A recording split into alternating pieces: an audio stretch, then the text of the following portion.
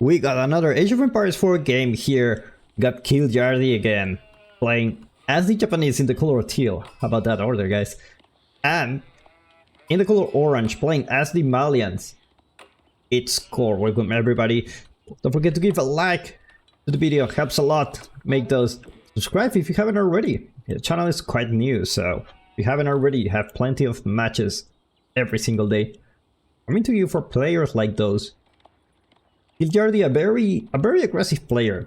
Typically when I see him, always surprise me with how aggressive this guy is. It's in a way to play it, especially in lower leagues. Aggression is key here, because a lot of people when they start playing Age of Empires 4, they just are not aggressive enough. And I think they try to translate like having a good economy into having a good savings account. It's not the same, not like real life. Here you really need to spend everything, especially when it comes to military, and send it to your opponent's base. Just so annoying to deal with. And the other day I saw, I don't remember where I read this.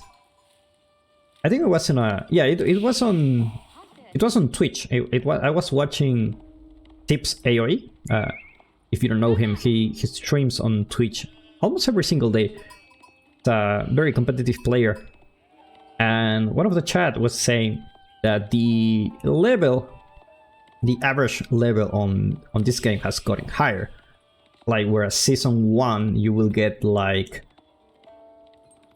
you know, like diamond player, like the same kind of knowledge, the same player in today's season will be like a platinum player, something like that.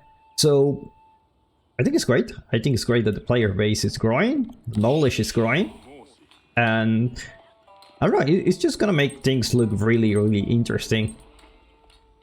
Kiljardi not doing anything weird so far. Opening up with a Tawara, actually, getting those berries, I'll be able to scout the opponent into, you know, go to the extreme side of the map. That's one of the good things about opening up with the berries, is that you can actually grab those and not worry too much about not getting a lot of sheep. And look at that, that's 11 sheep. That's a lot. Let's take a look at how much sheep he got. Like 15 sheep in total. Let's take a look at his opponent. Only 10 so far. So it definitely pays off to go to those berries as the Japanese. Get the wheelbarrow. Delays your age up a little bit, but you're definitely denying some resources from your opponent, which is always good. Especially when you're playing a civilization like the Malians, where they rely so much on the food, you know? They rely so much on the food because they want to stay in their base, and by you denying those sheep, you make it harder. You really make it harder. And this is a game with so many variables, like different civilizations, different maps, different random spawns, like your whole strategy can change depending on how many sheep your opponent have. When you push, is he gonna run out of food like anytime soon, or didn't get any sheep? So it's like a big deal at the beginning of the game how many sheep you got in the game. Doesn't mean that if you don't get sheep you will lose, but it definitely makes things harder for you. Looks like Core won't have any visit in the Dark Age. Actually, what a lot of people will do, take a look, like house will change. There you go, house change. Look at that beautiful graphics here. Talking about changes, I was thinking about doing this 3D model, the Mansa Quarry, in Unreal Engine 5. Like, if you don't know, my main job is as game developer. I used to work at Ubisoft as a level artist, and I got plenty of experience with 3D already. And I always thought about, I've been not touching 3D for a while. I've been more into game development. You know, game development have many fields. And I felt like it was time to touch a little bit of 3D, and what better way to make some Age of Empires 4 content, how it will look in Unreal Engine 5. You go, Kiljardi already aging up with the Kuda storehouse. Gonna have those nice farms around it. Just need to chop this wood and get the farms. The good thing is like it will still spawn farms around it. It just like it starts here on the left and it will go right like clockwise until it finds an available spot. It's a really good spot, especially because you don't really spend wood on creating a wood camp. Oh my god, that's a javelin thrower. Talking about aggressiveness, the aggressive player just got a visit from a javelin thrower here. Like, what a funny guy. What a funny. I didn't expect to see the javelin thrower coming soon here. I was like causing some chaos for sure. A couple of his friends are already here, and well, look at this. Got a tower. Let's go back to see more overview of what's going on here. Excuse me? Am I watching things right? I see a barracks here. Oh my god. Oh my god. Our horseman is already out. He's having a really good time dealing with that spearman. The problem is there's a tower here. He will have to retreat, unfortunately. I'm talking all this time how Kiljardi is the aggressor, but looks like the role is gonna change in today's game. Look at that! Surrounded by barracks and archery range. Oh my god. Oh my god, I never seen this before. Oh, I'm glad I'm picking this game. Thank you, God, for giving us such a good entertainment here. Take a look at his base. Already building up the second pit mine. If you don't know about this, Malians get passive gold from this pit mine. So it's actually in a very good spot. His opponent won't really annoy him for now. So he's okay. He's fine for now. Like, you know, instead of investing military into defending, which is what you usually expect as the Malian player, is to your opponent to punish you from, you know, going to your pit mines, go for your cobble and all that stuff. And usually you have military to defend, but you know, this time the military is used to be the aggressor and have already some proxy barracks, proxy archery range. That's all you did. So you already denied the gold here, but Japanese already put the gold in the front. Have a small little tower here, so he will be safe for now. Couple of villagers, no space for you, buddy. 9 placements yet. After 9 placements, should be good to go. There you go. A couple of horsemen here. Kiljardi not really paying attention. Can take down those javelin throwers easily with a couple of horsemen. Problem is the Donsas are already here. You guys see a T-post there. Looks like he will have to retreat. Looks like Kiljardi is trying to go castle on the meantime. Suspects his opponent actually going for castle age himself. He's doing hell of a good job at distracting his opponent from preventing him to do that. But when it comes to the castle age timing, I think Kiljardi is in a really good spot. If this villager is gonna fight for his life. You know what? Make it personal, dude. Make it personal. Throw that thing to me. Scout's gonna go down. It's a huge loss for Coral. Let's take a look at his vision. Kiljardi. Or lost vision. He lost the scout. Fortunately for him. Those villagers still on range of the javelin throwers.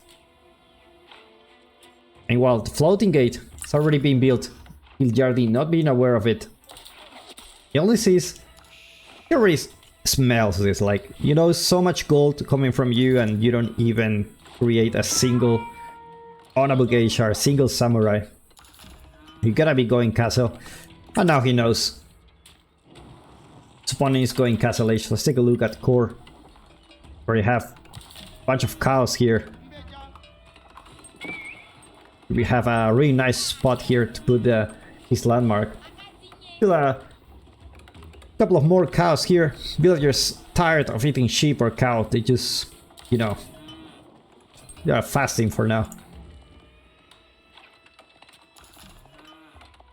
And the floating gate will be finished. And looks like Kiljardi will go for the samurai. Not gonna be able to throw those knights out there. Just in case, you know, the tonsils can be really annoying. Now we have the samurais coming here. No upgrades though. Gotta be very careful. Sorry, Onabugeisha is actually coming. Gonna have a second barracks to get those upgrades. Gonna be very useful. One barracks for the upgrades, one barracks for production.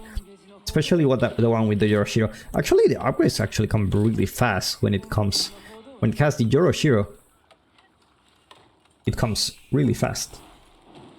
Now it looks like the archer range will go down. That's enough units to take it down. The first place is gonna get the relic. Not enough units for core to actually prevent this. Actually working his way. This guy is like, I don't wanna eat that. Onabugeishas doing a really good job against the Donsos. Actually, Mount Samurai are gonna join the battle. It's gonna be Onabugeishas mostly. Now the Donsos are here.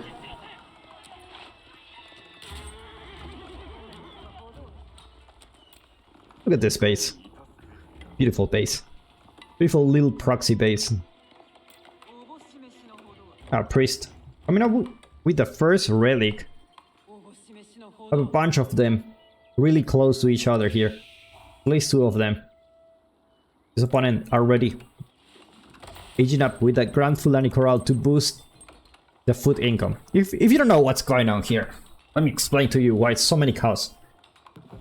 Each cow gives you food, 75 food per minute here, and this landmark will boost like the food per minute you get from those. So it's just gonna be such a good spot. And look at that, Onabugeisha is actually doing a great job against those Donsos. Core losing military, not having the right units to fight those.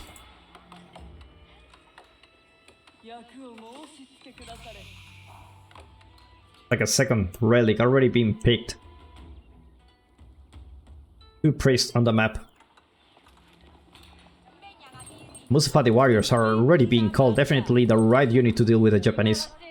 Especially when they go Mount Samurai, any kind of samurai. You want those Musafati warriors to deal extra damage to heavy armor units. Finally, the outpost goes down.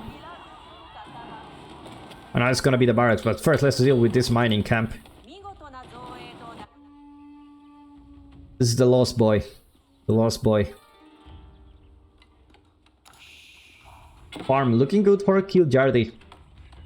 And Kiljardi went from a really tough position where he had to defend without units and having proxy production next to his base to actually getting the relics, going to Castle Age faster, and it's actually working for him. I already have 2 relics at home, 1 more coming, there you go. And a decent number of military. And when it comes to military, the Malians are really good at that. Just because they have a lot of gold income, food income. I mean, you can already see how much income they get per minute here. Have a crazy food income for the Malians. They're gonna be having a good time. Hopefully we will see those poison arrows coming soon. Take Haiku coming for Kiljardi is a mini wheelbarrow 2nd edition, man. I love those mini wheelbarrows.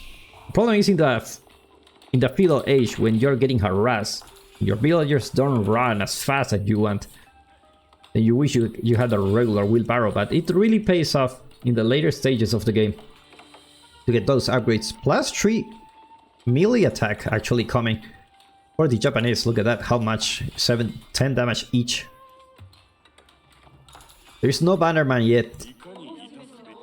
Hopefully we'll gather enough stone. Just remember, the Japanese can gather passive stone from the gold.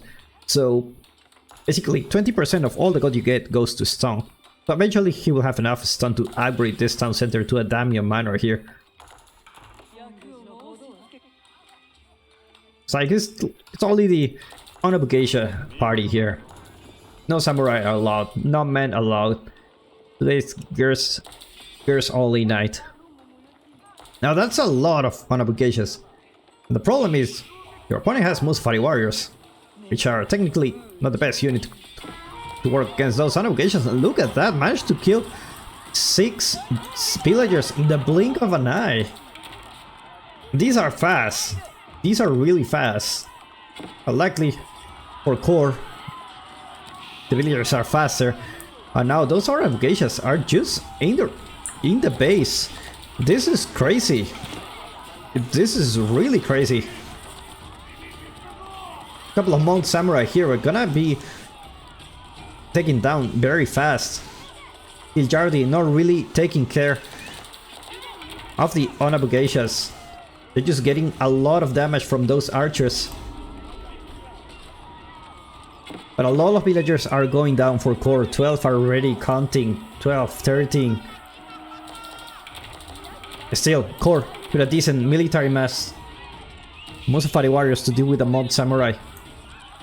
And archers to deal with the rest.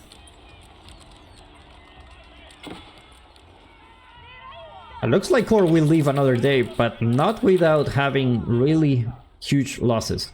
And the good thing about him is that have a lot of passive income, a lot of gold income coming for him.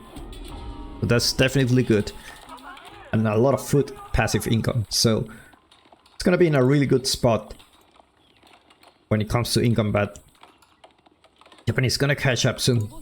Town center already upgraded to a daimyo manor. It's gonna boost all these farms just to improve the food income that they have. It's pretty nice. And the good thing you went for this gold first, you still have gold in the back. If you have gold in the back, then there's always a safer place to gather your resources from whenever this is finished. Now the maomao shot managed to get a decent shot at those archers. Obligations not leaving chance for those units to actually hit the maomao. Maomao actually not being able to shot. Never mind, a couple of archers here. And somehow core is having the lead on military.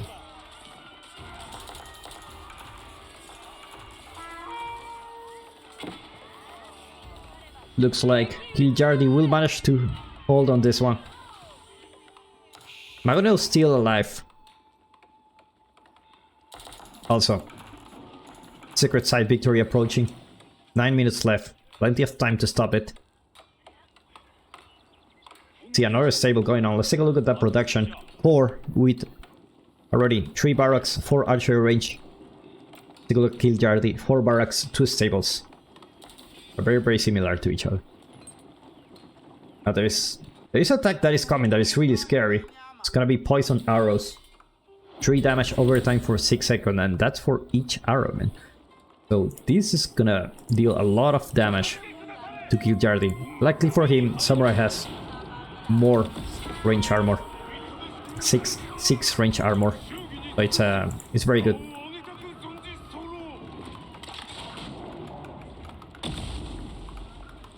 Production in the front. Or needs to protect that at all cost. Cannot afford to lose production at this point.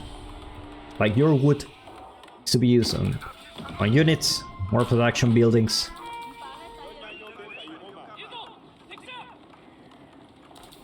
Potentially siege. You need a Springle. There you go, you have the Springle actually. You got the Springle. Managed to get 1 shot apparently. Looks like Kiljardi will fall back for the moment, so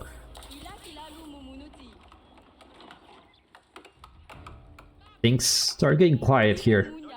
At least for now. Let's take a look at Kiljardi's base. Farm economy starting to happen. Having those farms next to your TC, make sure you get all that income. Meanwhile, some resources that are being gathered here, especially the berries. Very gold peat mine here for core. Now military numbers for core Starting to get really scary. Army Ball is not there yet, and the problem is your opponent has 2 mangonels.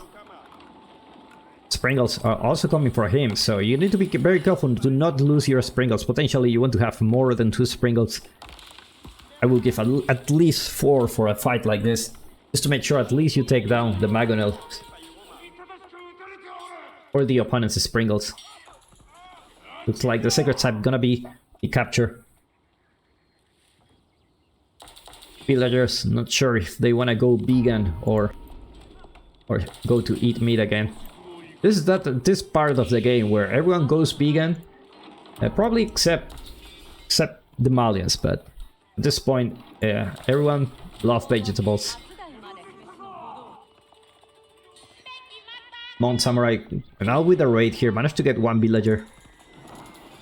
And Kiljardi sitting in a very comfortable position with 5 relics.